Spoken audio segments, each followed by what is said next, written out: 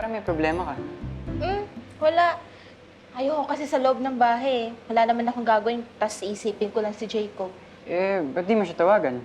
Naku, wag na. Mas kailangan niya magpahinga. Gusto mo, samahan mo na lang ako. Maglakad-lakad tayo. Parang tig ko rin maglakad-lakad eh. Sige. Malakas ka sa akin eh. Tara. Tara. Dito tayo.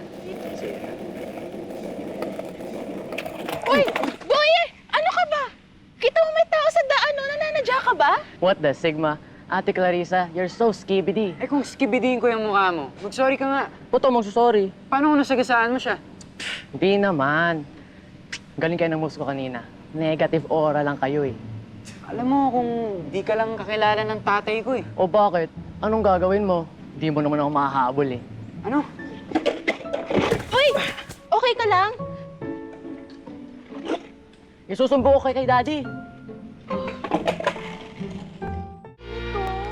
Puno nga eh. Tubig. Eh, Bowie, di ka na nakakatuwa. Mag-sorry ka. Sheesh, salty. halika nga dito, mag-usap nga tayo. Ano problema dito? Kinukuha ni Kuya Elmer yung skateboard ko. Hindi, sorry naman ho. Ayan gusto lang ho sana namin siya makausap. Bakit? Kahapon po kasi, muntik niya nang mabangga si Clarissa eh. Tapos ngayon naman po, muntik naman po niya mabangga si Elmer. Hindi ko naman sinasadya eh. Oh, hindi naman pala sinasadya eh. Tsaka sila yung nakaharang dito eh. Paano kami nakaharang nasa gilid nga kami ng daan? At saka pwede mo naman kami iwasan, di ba? Teka.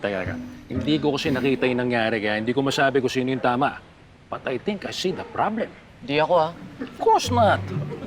Ang problema kasi, walang street sign at hindi maayos ang regulations ng village regarding the use of sidewalk for non-motorized forms of transportation. Po? Mabuti pa, ilalapit ko ang kasong to sa presidente ng Homeowners Association. Kaso? Bakit po? Well, mas mabuti siguro kung mga magulang niyo ang kasama sa mga ganitong usapin. Taga dito rin naman sila, di ba? Opo. Anak po ko ni Edsel. Si Elmer ho. Anak ka ni Edsel. Ikaw, kaninong anak ka? Tatay ko po si Pepito Manaloto.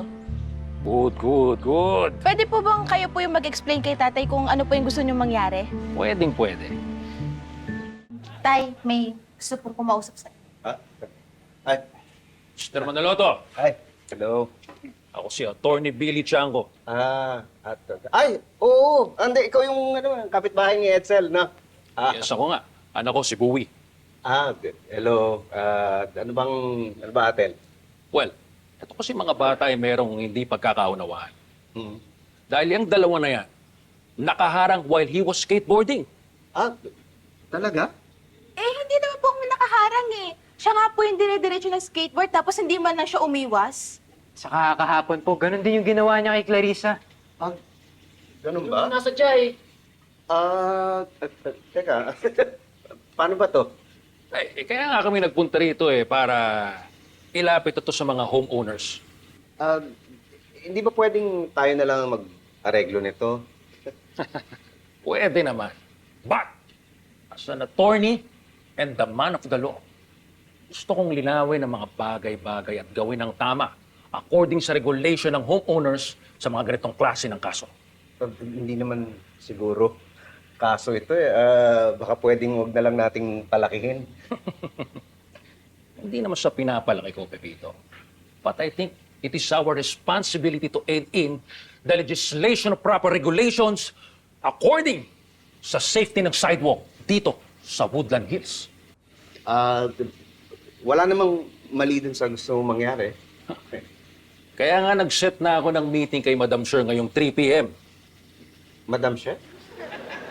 Madam Sher, si Shirley Atienza, yung presidente ng homeowners, yun ang tawag ko sa kanya eh, Madam Sher. Oo, si Shirley,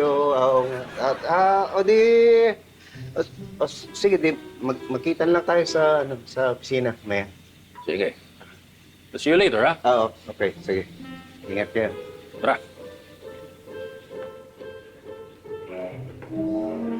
Grabe naman yung attorney na yan. Hindi talaga kayo tatantanan, sir. Oo nga, pero okay na rin yun para maayos na lahat ito.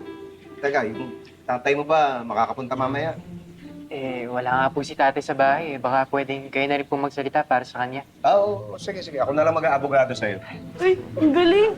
Kayo na po yung mag-aabogado sa kanya? Oo, bakit? Dapat po ba ang tawag namin sa inyo, Attorney Manaloto?